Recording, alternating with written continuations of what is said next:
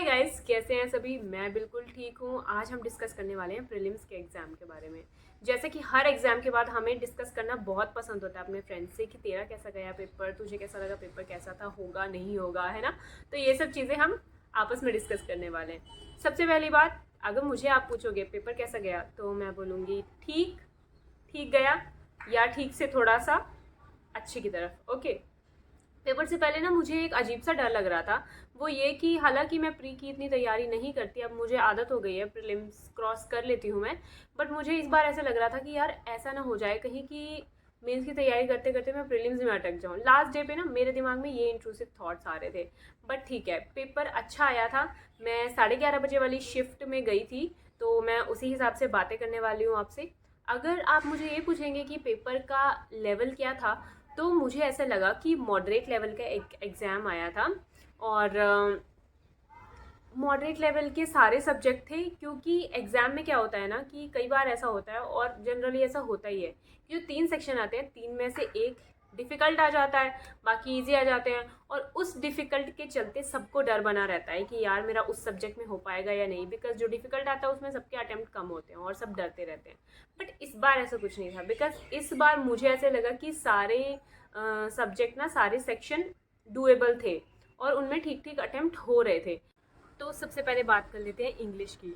English में क्या था, इंग्लिश में मैंने किए हैं 44 अटैम्प्ट्स। इंग्लिश में इंग्लिश मुझे इजी लगा, जैसा यूजुअली होता है, इंग्लिश मुझे इजी लगा था। और आप मेरी लास्ट ईयर की वीडियो भी देख सकते हैं, उसमें आपको पता चल जाएगा कि लास्ट ईयर मैंने कितने अटैम्प्ट किए थे। तो आप वो कर पाओगे, क्या कहते हैं ना, कंपेयर कर पाओगे कि लास्ट ईयर मैंने कितने किए थे और कितनी कट ऑफ गई थी उस हिसाब से, और इस बार मैंने कितने किए हैं। या फिर आप ये मेरे साथ नहीं, आप ये अपने साथ कर लो तो ज़्यादा बेटर रहेगा, बिकॉज अगर आपने लास्ट ईयर में अटैम्प्ट किया आपको पता होता है। लेकिन मैं अपने साथ करने के लिए इसलिए कह रही हूँ, बिकॉज क्या होता है ना, हर बार हम तैयारी करते हैं और तैयारी कभी हम अच्छी करते हैं तो हमारे अटैम्प्ट ज़्यादा होते हैं।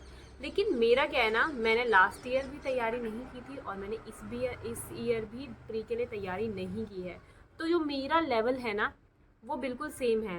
लास्ट ईयर भी मैं, अगर लास्ट ईयर में एवरेज बच्चा थी प्रीलिम्स में, तो अभी भी मैं एवरेज बच्चा हूँ। तो उस एवरेज से हम हिसाब लगा सकते हैं कि कितना कट ऑफ के ऊपर चल रहे हैं। हाँ, तो इन बातों को छोड़ देते हैं। अब बात करते हैं हम रीजनिंग की। रीजनिंग में पजल्स आए थे, इसके अलावा रीजनिंग में बाकी चीज़ें तो आती हैं। सिलॉग्स आए थे जो डुएबल थे। 2 पजल्स मैंने किए सिलॉग्स में, मैंने पांचों सिलॉग्स किए। इसके अलावा एक डायरेक्शन सेंस वाला क्वेश्चन आया था। सब बोल रहे थे वो बहुत ख़तरनाक क्वेश्चन था, और हुआ भी था। ऐसे लग यार उन्होंने ना तीन वेरिएबल्स की वो ही नहीं बताई थी, डायरेक्शन ही नहीं बताई थी, बस ये कह रहे थे इसके नॉर्थ में, इसके साउथ में, इसके नॉर्थ में, इसके साउथ में। तो वो कैसे ना कैसे मैंने करके उनको लोकेट किया। बट हाँ, लास्ट में ना मतलब जब मैं क्वेश्चन सॉल्व करी थी, तो मीन वाइल मुझे उसके स्टेटमेंट्स को पढ़ के मुझे पता चल गया कि एग्जैक्ट डायरेक्शन क्या है, और उसकी वजह से मैं उसे आंसर कर पाई। और मुझे नहीं पता कि मैंने गलत किया है सही, लेकिन जहाँ तक मुझे ऐसा लग रहा है कि मेरे से वो डायरेक्शन सेंस वाला क्वेश्चन सॉल्व हो गया था। इसके अलावा ब्लड रिलेशन का इस बार क्वेश्चन नहीं आया। ब्लड रिलेशन बीच में पजल के डाल दिया हुआ था और वो बहुत गंदा था। मैंने उसे ट्राई किया था, मेरे ख्याल से मैंने उसे 6-7 मिनट तक ट्राई किया था, बट मुझसे वो सॉल्व नहीं हुआ, तो मैंने उसे अनदर ट्राई नहीं दिया। वो बहुत ही बेकार क्वेश्चन था, उसमें बहुत कंफ्यूज कर रखा था, तो उसे मैंने दोबारा ट्राई नहीं किया। रीजनिंग में मैंने अटैम्प्ट किए हैं टोटल 21 अटैम्प्ट, ठीक है। तो मुझे नहीं पता ये कैसे अटैम्प्ट है, अच्छे अटैम्प्ट है, बुरे अटैम्प्ट है, लेकिन मैंने 21 अटैम्प्ट कर दिए हैं रीजनिंग में। मुझे अपने अटैम्प्ट्स आप लोग सब कमेंट में बताना, ताकि मुझे भी पता चले कि ज़्यादातर लोगों ने कैसा अटैम्प्ट किया है, जिससे कि हम कट ऑफ थोड़ी सी सोच पाए कि हाँ हम सेफ चल रहे हैं, नहीं सेफ चल रहे हैं। आगे हम बात करते हैं क्वांटिटेटिव एप्टीट्यूड या मैथ्स की। मैथ्स भी इस बार यूजुअल ही आया था, मॉडरेट ही लगा मुझे, टफ़ तो नहीं लगा, बिकॉज टफ़ तब होता है जब मैं 7-8 क्वेश्चन अटैम्प्ट कर पाती हूँ।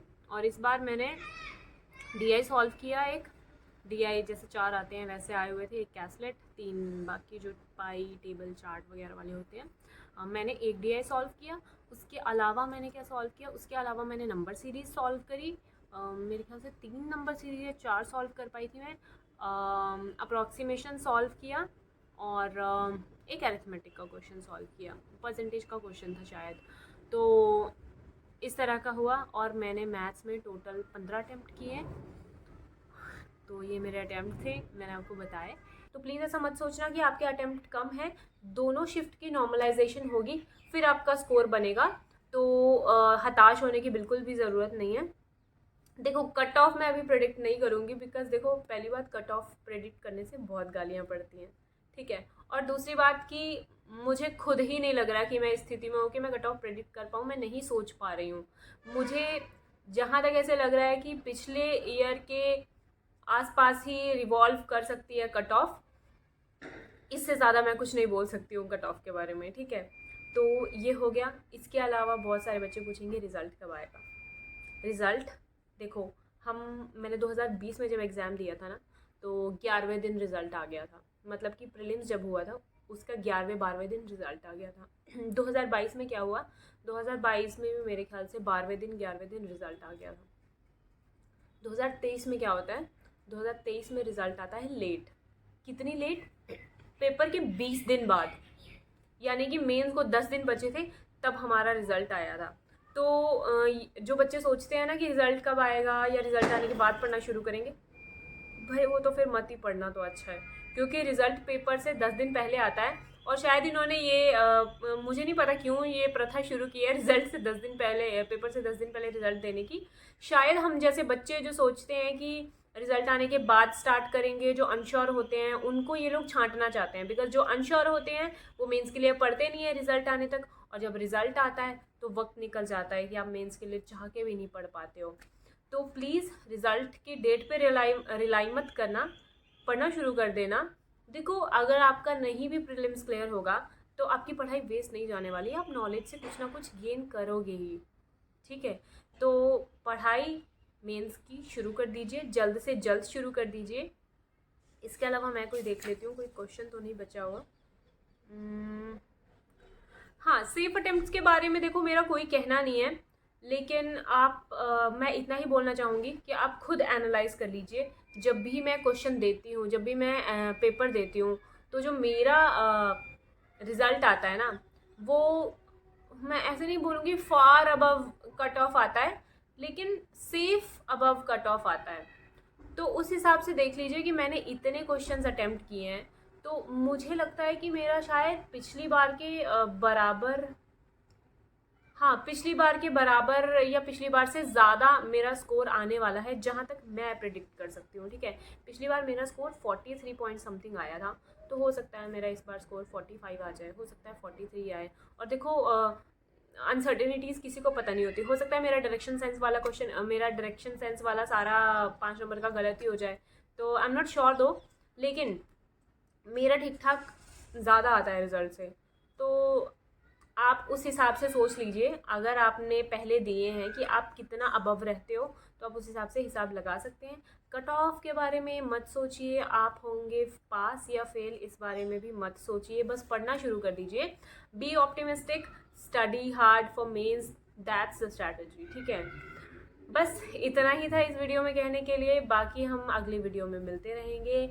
मेंस की स्ट्रैटेजी बनाएंगे, वो मैं कल आपके साथ शेयर करूंगी। मैं कोशिश करूंगी कि रेगुलर वीडियोस लाती रहूं ताकि आपको भी मोटिवेशन मिलता रहे। At the same time video लाने के साथ साथ मेरी पढ़ाई भी हैम्पर ना हो। तो मैं मिलती हूँ आपको नेक्स्ट वीडियो में। टिल देन खुद का ख्याल रखिए, चिंता मत कीजिए, सिर्फ मेंस का पढ़िए। Okay, till then bye bye.